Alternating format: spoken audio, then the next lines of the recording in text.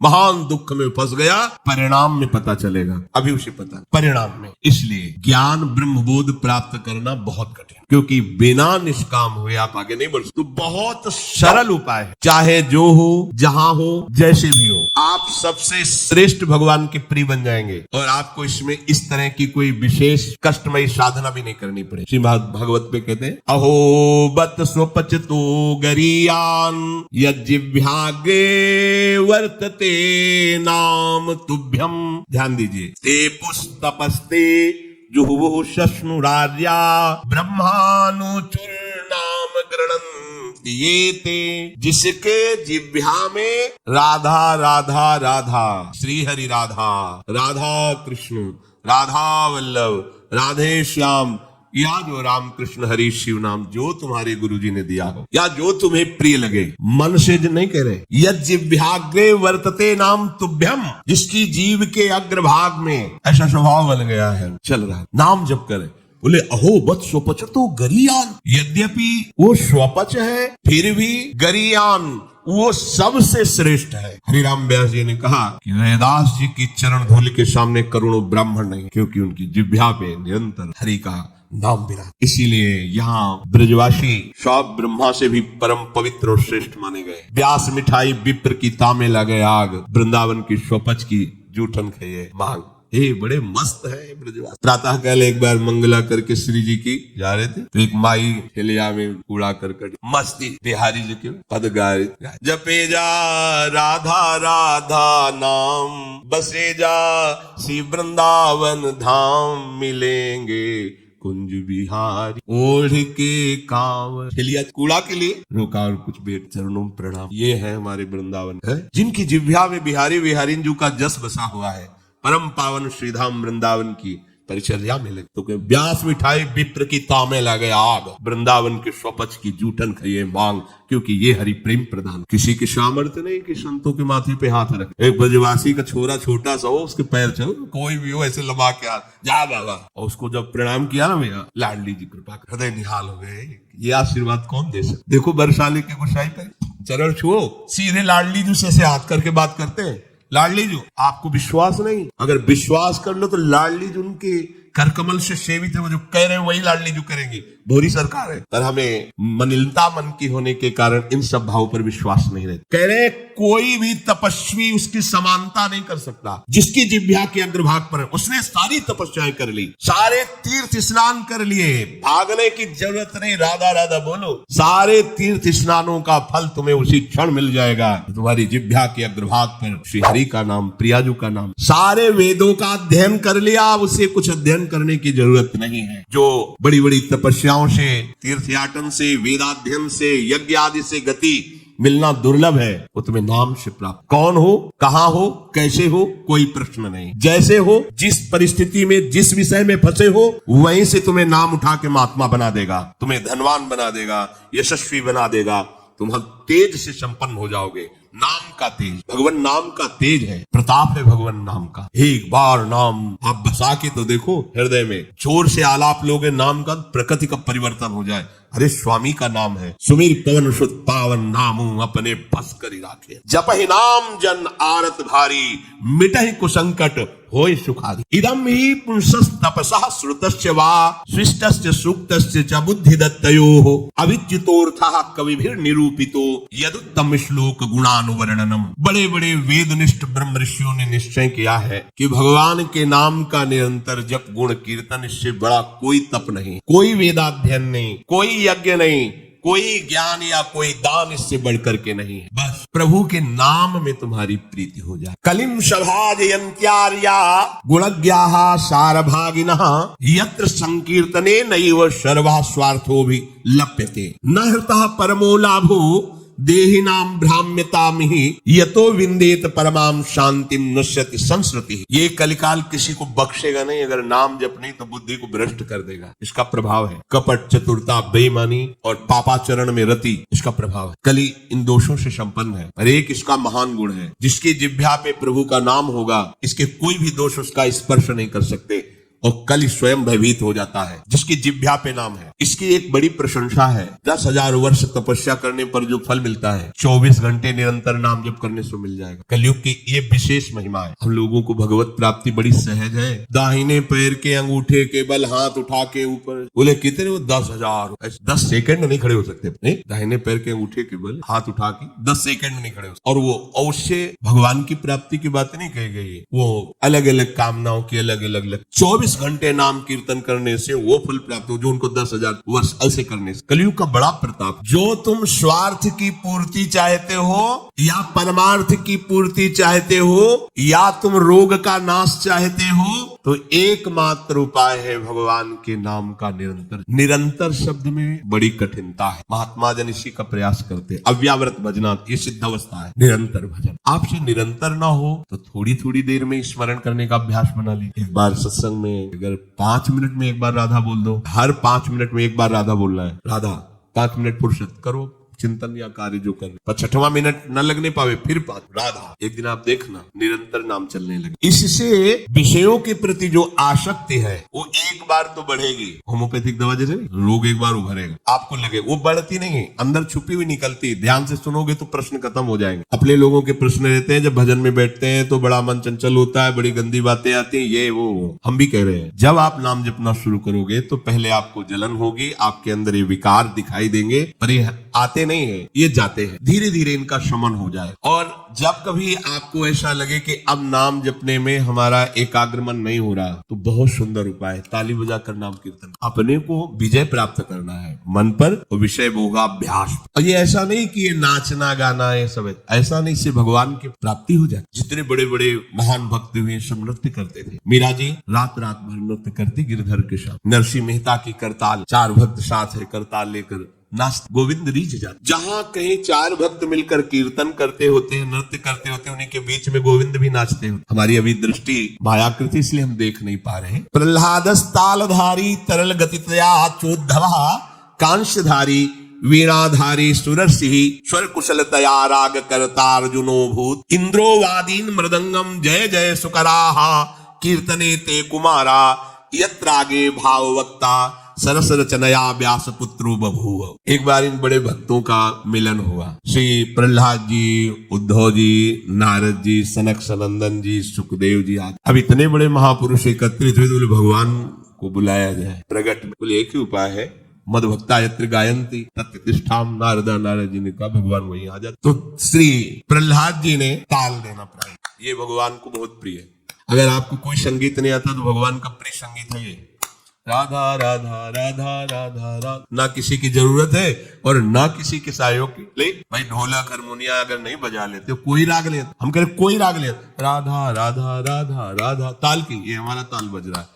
ये बहुत बहुत ही काम की बात है। आप मान लीजिए आपको मन लगाने के लिए बहुत बढ़िया उपाय और भगवत प्रसन्नता का बहुत बढ़िया उपाय है। जहां आपका मन न लगे शुरू आप देखना मन लग जाएगा। उद्धव जी ने मंजीरा उठाया। अब मंजीरा सब कोई न बजा पाए तो ऐसे ही उसको राधा राधा राधा जय जय राधा वल्लभ श्री हरिवंश राधा वल्लभ से वो आ जाएगा बजाना। हम ये देख रहे हैं कि प्रभु समस्त कलाओं से युक्त है और आप उनका गुणगान करो तो सीख जाएंगे। इतनी बड़ी बच्ची है, स्कूल ही नहीं गई, पूरी चतुरासी जी कंठस्थ सुधा निधि। आश्चर्य है, सुधा निधि के श्लोक बोलने में व्याकरण पढ़े हुए भी लड़खड़ा जाएंगे।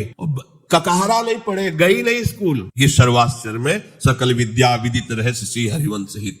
हमारी स्वामिनी सकल विद्या विदित है, आश्रय निर्मल हृदय ने लिया वाणी प्रकाश। श्री चतुरासी जी कंठ। हम तो आश्चर्य, पर सर्वाश्चर्य में स्वामिनी जो, इसलिए क्या नहीं आपको ज्ञान हो जाएगा, आपको क्या पता नहीं चल जाएगा। जब प्रभु को पता चल गया तो सब उन्हीं में समाये हुए हैं, सब ज्ञान आ जाएंगे। श्री उद्धव जी ने मंजीरा उठाया और नारद जी का प्रसिद्ध वाद्य यंत्र तो वीणा जी है ही, और अर्जुन जी राग आलापने लगे। इंद्र ने मृदंग बजाना शुरू किया। सनक सनंदन बीच बीच में जय हो, ये कोई हंसी मजाक नहीं जैसे कीर्तन में आप लोग बोलते हैं जय हो जय हो जय हो, आप बोलते हैं ना, ये साधारण बात नहीं है। भगवान बहुत प्रसन्न होते हैं इससे। बोले ये सनक सनंदन सनातन सनत कुमार बीच में नाम कीर्तन में जय ध्वनि बोलने लगे, जय हो, और सुखदेव जी भावभंगियां प्रकट करने लगे। जो ही ये कीर्तन और नृत्य हुआ तो बीच में देखा प्रभु प्रकाश। तासा मावीर भूत छोरी स्मयमान मुखाम पीताम्बर धरासक भी साक्षान मत और वो भी कोई खड़े नहीं हुए, वो भी तो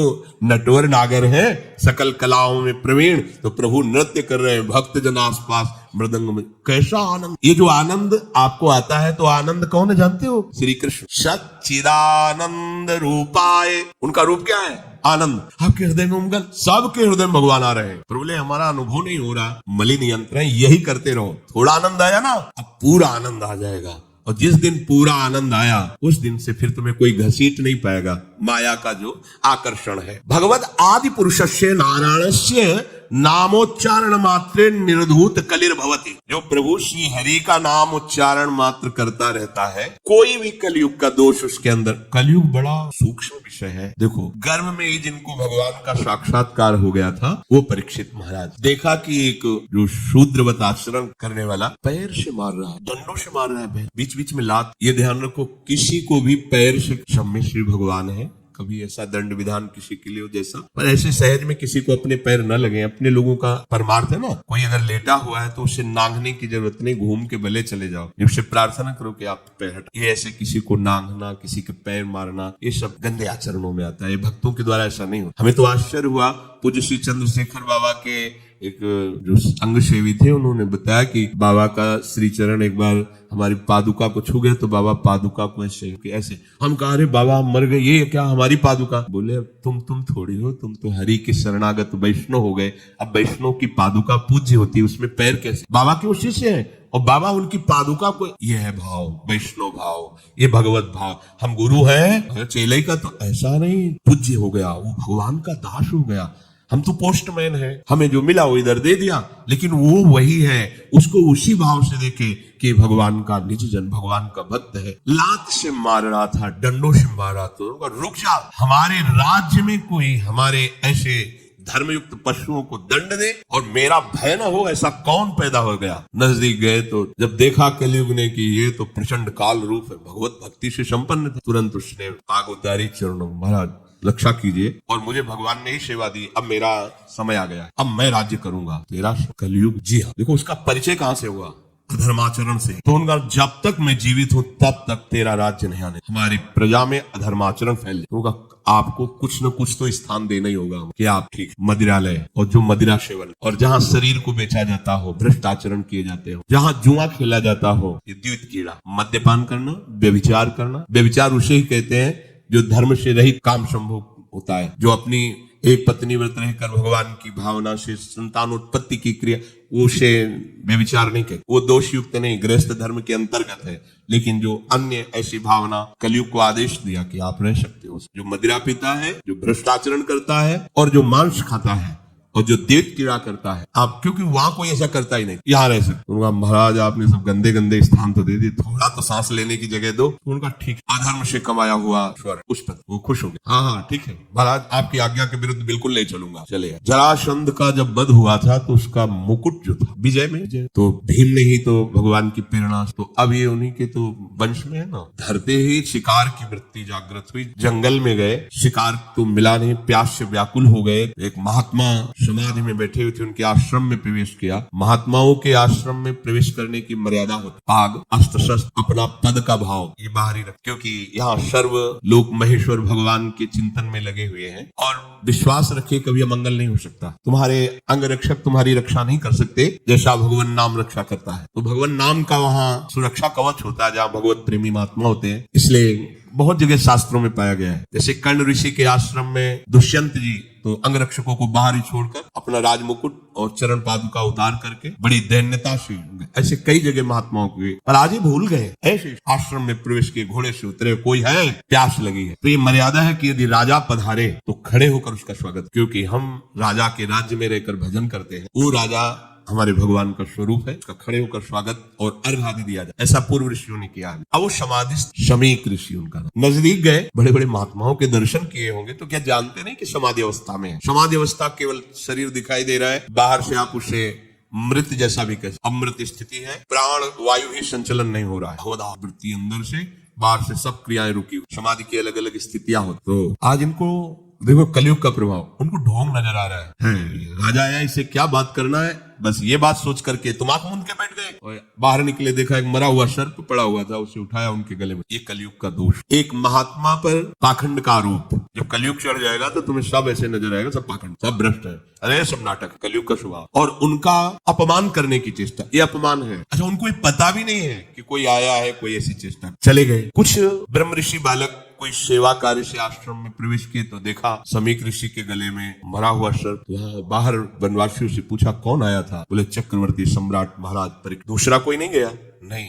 तो ऐसा अमंगल कार्य, इतना उनका अभद्र व्यवहार एक ब्रह्म ऋषि से। छोटे छोटे बालक ही ऋषियों के थे। गए और श्रृंगी ऋषि तर्पण कर रहे थे सूर्य भगवान का, तो जाके कहा कि आपके पिता के गले में मरा हुआ सर्प महाराज चक्रवर्ती सम्राट परीक्षित ने डाल दिया है। ऐसा धर्म का शासन करने वाला राजा अब इतना धार्मिक हो गया कि संत महात्माओं की स्थिति को भी नहीं जानता और अपमान कर दिया। ये समझते हैं कि इनको कोई दंड नहीं दे सकता, तो ये भूल करते हैं। ये दंडधारी राजाओं से भी बढ़कर प्रचंड दंड देने का अधिकार ब्रह्म ऋषियों के बालकों को भी है। जल उठाया और कहा मैं सत्य को साक्षी करके इस राजा को शाप देता हूं, 7 दिन के अंतर्गत भयंकर रूप धारण करके तक्षक डसे, उसकी 7वें दिन मृत्यु हो जाए। अब आए अपने पिता के गले में लिपट कर रोने लगे। बहुत हिलन डुलन रोने की आवाज, धीरे धीरे प्राणवायु संचलित, आंख खुला और कहा रो क्यों रहे हो? उन्होंने कहा सर्प डाल करके परीक्षित जैसा अपमान, कोई बात है, और हमें चाहिए था कि हम उनका उठकर स्वागत करते, उनको जला भी पिलाते, गलती हमारी। देखो ब्रह्म। तो अन्य ऋषि बालकों ने कहा कि श्रृंगी ने तो शाप दे दिया, तुमने भयंकर ऐसा किस कार्य, वो शाप के योग्य क्या साफ दिया? बोले 7 दिन में तक सर्प पाएगा डस। अब तो उनकी भी सामर्थ्य नहीं, पिता की भी की मिटास। ब्रह्म ऋषि के वचन ऐसे नहीं होते। तो ना ब्राह्मणत्व रह गया, ना तपस्या रह गई, न भजन रह गया है, ना भाव रह गया है। दिन भर हम झूठ बोलते रहते, तो हम कुछ भी बोले क्या लागू होगा? सत्य का चिंतन करता है, ब्रह्मचर्य से रहता है, सत्यवाणी बोलता है, वो आज भी बोल दे तो वैसे ही हो जाएगा जैसा बोले। एक बालक के वचन को ब्रह्म ऋषि भी नहीं मिटा। अपने शिष्यों को भेजा, जाओ निवेदन करो महाराज परीक्षित को। उधर हो गए, जीव ही मुकुट उतार कर, ये क्या हो मेरे द्वारा, ये क्या? हाय हाय मच गया हृदय में। मैं किसी महात्मा के साथ ऐसा व्यवहार कैसे कर सकता हूँ? भगवान मुझे दंड दे। ये है धर्मात्मा का, भगवान मुझे दंड दे, बिल्कुल क्षमा न करे। इतने में ऋषि के शिष्य पहुंच जाते हैं और कहा महाराज आपको एक सूचना है, बड़ी अशुभ सूचना। आपके द्वारा जो कृत्य हुआ उसका दंड विधान श्रृंगी ऋषि ने कर दिया है। आज के 7वें दिन तक्षक सर्प आपको डसेगा, आप अपना उपाय कर लीजिए। कल्याण का, बचने का तो कोई उपाय ही नहीं है। बहुत प्रसन्न हुए, जैसे किसी ने उनको महासुख दे दिया। ये है भगवान के आश्रित, कोई भी साप ताप भय नहीं प्रदान कर सकता। प्रसन्न हुए, मैं तो मांग ही रहा था कोई दंड मिले। बहुत अच्छा। जन्मेजय को बुलाया, उसी क्षण रात दिया और गंगा किनारे जा करके बस आमरण अनशन व्रत, एक बूंद पानी भी नहीं पीऊंगा। और कैसे भगवत प्राप्ति हो 7 दिन में चिंता नहीं कर रहे थे। बड़े बड़े संत महात्माओं ने जो साप की बात सुनी, सब आ गए गंगा की। उसमें भगवान व्यास देव जी, वशिष्ठ जी, बड़े बड़े महापुरुष नामी सब आ गए। सबसे पूछा 7 दिन में निश्चित भगवत प्राप्ति हो जाए, आप सब हमें ऐसा उपाय बताइए। सब आपस में विचार ही कर रहे थे। इतने में देखा आनंद में मगन हुए निर्वस्त्र दिगंबर भगवान सुखदेव, 16 वर्ष की अवस्था है, कृष्ण नाम जिह्वा से निकल रहा है, जीव ही आए सब। कैसे 7 दिन में भगवत प्राप्ति? बोले 7 दिन के पहले ही तुम्हें हम साक्षात्कार श्रीमद् भागवत श्रवण कराया और पूछा बेटा परीक्षित तुम्हें इस समय क्या तक्षक से डर है? उनका नहीं भगवान, आपने मुझे ऐसी स्थिति प्रदान कर दी कि एक तक्षक क्या करोड़ों महाकाल का रूप धारण करके भी आवे, मुझे कोई डर नहीं, क्योंकि मैं ऐसी स्थिति को प्राप्त हो गया हूं, मृत्यु मुझे छू नहीं सकती। उठे और इतने बड़े महापुरुष को भी कलयुग ने ठग लिया था, पर भगवान का आश्रय था ना। तो कह रहे हैं कि कलयुग का बिल्कुल भी प्रभाव उसके ऊपर नहीं पड़ेगा जो नाम जप करता रहेगा। बच्चों, इसलिए हम आपसे बार बार लगभग 2-4 दिन में सत्संग में प्रार्थना करते कि शराब मत पियो, बुद्धि भ्रष्ट कर देगा, कलयुग का स्थान है, ये वो कार्य करा देगा, इसी जीवन में तुम जीने लायक नहीं रहोगे। पराई बहन बेटियों के साथ व्यभिचार की प्रवृत्ति बिल्कुल मन में मत रखो, कलयुग का स्थान तुम्हें नष्ट कर देगा, दुर्गति हो जाएगी। ये जुआ खेलना, मटका और शेयर बाजार आदि के जुआ, ये सब जुआ के अंतर्गत आते हैं। बचिए, घर बैठे इतने लगा देंगे, इतने आ जाएंगे, और जब उतने सब चले जाएंगे तब बेईमानी सुहाएगी, गंदे आचरण सुहाएंगे, चिंता में बैठ जाओगे, कोई भजन साधन नहीं बनेगा। मेहनत करो, धर्म से कमाओ, मांस मत खाइए, कलयुग का निवास स्थान है, मांस खाओगे बुद्धि भ्रष्ट हो जाएगी, कलयुग तुम्हारी बुद्धि भ्रष्ट कर देगा। किसी के धन की चोरी मत कीजिए, संपत्ति का किसी भी तरह से अगर चोरी से लाए तो परिवार को नष्ट करने वाली चेष्टा हो जाएगी। अपने हाथ से अपने परिवार को नष्ट कर दोगे। देख लेना, ऐसी बुद्धि भ्रष्ट होगी कि जो तुम्हारे परिवार को ही तुम्हारे आचरण दुखदायी बन जाएंगे, जिनके सुख के लिए तुमने चोरी की थी। ये कलयुग के स्थान है। अगर कलयुग के प्रभाव से बचना है, निर्धूत कलिर्भवति, बोले भगवद आदि पुरुषस्य नारायणस्य नामोच्चारण मात्रेण। नाम बहुत बढ़िया अंग रक्षक है। कोई भी आपको दोष युक्त नहीं कर पाएगा यदि नाम चल रहा है। तो अगर हमारे दोष जमा है, देखो हम बार बार प्रश्न करते हैं, हमें सुख मिले, हमारी विपत्ति कैसे हटे, हम चाहते हैं कि ये काम बन जाए, वो काम क्यों नहीं बन रहा? क्योंकि तुम्हारे पाप जमा है। खुली बात, पाप ये दान पुण्य से नष्ट नहीं होंगे। दान पुण्य एक क्रिया है, शुभ क्रिया है, पुण्य क्रिया वो अलग जमा होगी। हमको एक ऐसी बात चाहिए जिससे पुण्य भी हो और पीछे के पाप नष्ट हो जाए। तो कह रहे वज्रम पाप मही भृताम भवद्रोदेकस्य सिद्धौषधम। पाप चाहे तुम्हारे पर्वत के समान हो, उनको विनाश करके तुम्हारे पुण्यों को बढ़ा देगा। पुण्यों को बढ़ा देगा पहाड़ जैसे, और पाप को मिटाकर धूल कर देगा। जैसे देवराज इंद्र जिस पर्वत पर प्रहार करे वज्र का, तो धूल बन के रह जाएगा, एक कण भी उसमें नहीं होगा। वज्र की ताकत है। तो बोले वज्रम पाप मही भृताम भवद्रोदेकस्य सिद्धौषधम मिथ्या ज्ञान निशा विशाल तमसिमांश बिंबोदय। तुम्हारे पाप पर्वत को चूर चूर करने के लिए वज्र के समान है कृष्ण नाम। तुम्हारे पुण्यों को बढ़ाकर पहाड़ जैसा कर देगा और पाप को बिल्कुल धूल के समान उड़ा देगा। पहाड़ के समान पाप जमा हो, क्या करो? बस कृष्ण कृष्ण, राधा राधा बोलो। इस भवरोग की रामबाण औषधि क्या? बोले सिद्ध औषधम, कृष्ण कृष्ण बोलो। अपने गुरु प्रदत्त नाम को निरंतर जपो। अगर आपको यह वीडियो अच्छी लगी है तो वीडियो को लाइक करें, कमेंट करें और चैनल को सब्सक्राइब जरूर करें। और मैं आपको मिलता हूँ कल एक और नए वीडियो के साथ। राधे राधे।